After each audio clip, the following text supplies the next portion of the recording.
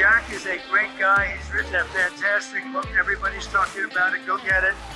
And he's been my friend right from the beginning of this whole beautiful event. And we're going to turn it around and make our country great again. Amen. All right, folks, Jack Posobiec back live here, Human Events Daily, Phoenix, Arizona, unpacking so much of what happened last night in 2025. By the way, the Human Events editorial board has just released, and this is such an incredible, absolutely incredible editorial that's come out just now.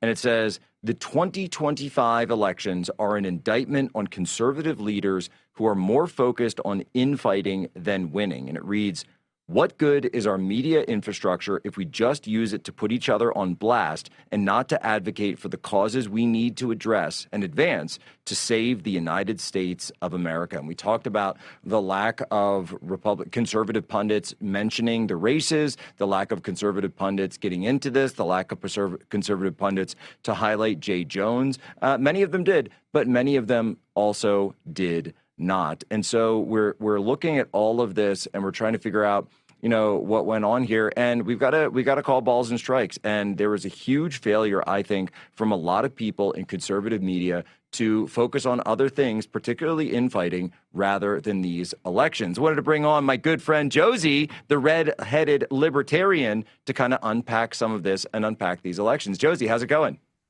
Good. How are you, Jack? Well, I want to get your take on that right there. So we're dipping our toes in it and saying, guys, are we focused on infighting or are we focused on winning? What do you think? I think that the infighting has become a huge problem. And I had actually was thinking about it. I'm like, you know what? The coalition that got President Trump elected was a ragtag band of misfits. So it was MAHA, it was MAGA, it was libertarians. It was all of these people who sort of came together for a common goal. What we're seeing right now is this neocon versus groyper war for the soul of what we did, for the soul of our party. And these people didn't really do anything to help us to begin with. Most of them were never Trump, or they got on side with Kamala, yet they're now fighting with each other and demanding all these other people pick a side or they're anti-American.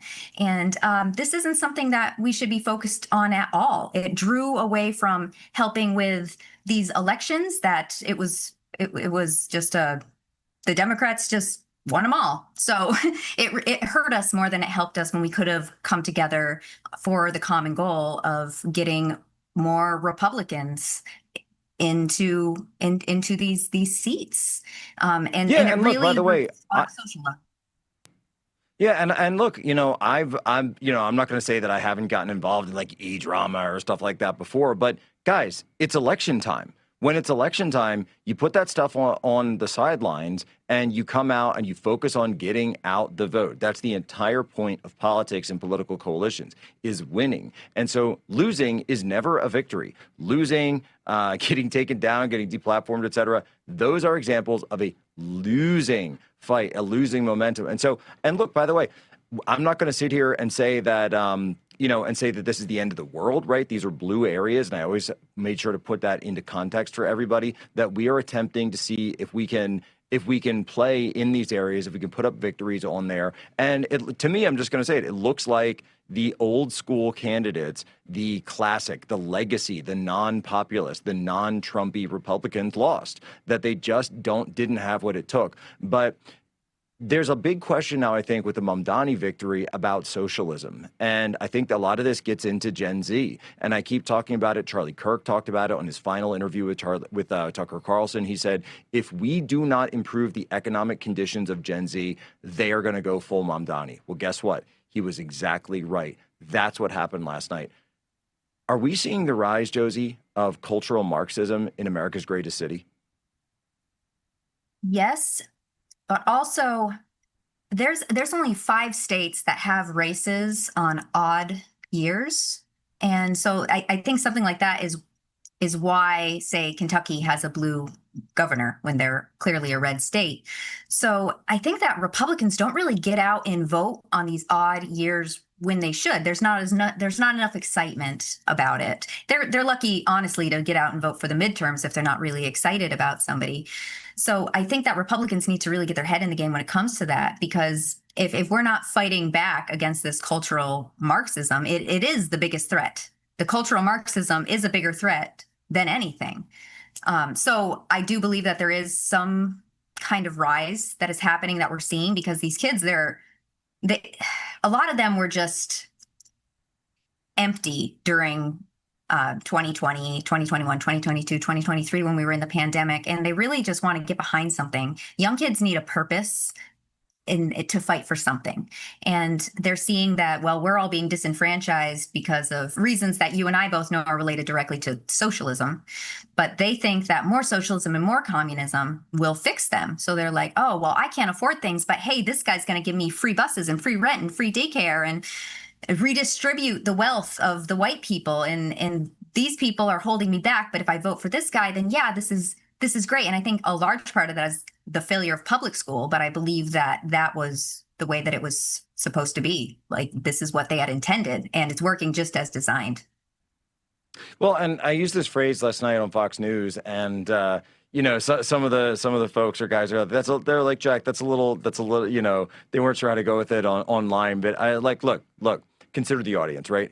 I said, look, Mamdani wanted the Mamdani model was because of the mass importation of gimmmigrants. This idea that we're going to bring people in who are not like the settlers, not like the founders, not like the colonists, who came and actually built New York City. By the way, if it wasn't Europeans who built New York, why is it called that? Then you turn around and people who are just coming now because they want the government dole. They want free stuff. That is not the same thing. But if you have a party that says, wait a minute, we can achieve political prowess through this by bringing in people who want to vote themselves the free stuff from that is paid for, of course, by the people who built this country and built New York City, then they're going to use it as a political tool. This is what Elon Musk was talking about when he went on Joe Rogan. And by the way, it's what Zohran Mamdani was talking about up on that stage last night. The mask fell off, and even Van Jones admitted it. Well, I think that settlers come here and they build, immigrants come here and they add, and then migrants and illegals, they come here and they take. And this is what we're seeing. We're seeing mass taking right now without adding. Almost like I deserve this for whatever reason, because there's this victim oppressor lens that school is preached through and media is preached through. And so when people learn anything about our history, learn anything about what's happening now, there has to be a victim and there has to be an oppressor. And they usually align themselves with the victim because the only option is the oppressor, and who would want to be that? So what we're seeing right now is the embracing of victimhood led by this communist. And I'm really scared for New York. I don't know what's going to happen when they have a $115 billion budget. And I mean, 65 million of that he's going to put towards transing kids and punish hospitals that don't trans kids. The priorities are like handing it to a toddler and have them spend it all on ice cream. It's nothing responsible about this. He's never proved himself to do anything like this. So there's New York, we're kind of getting, I think it was you said it, the mayor of London, right here in New York.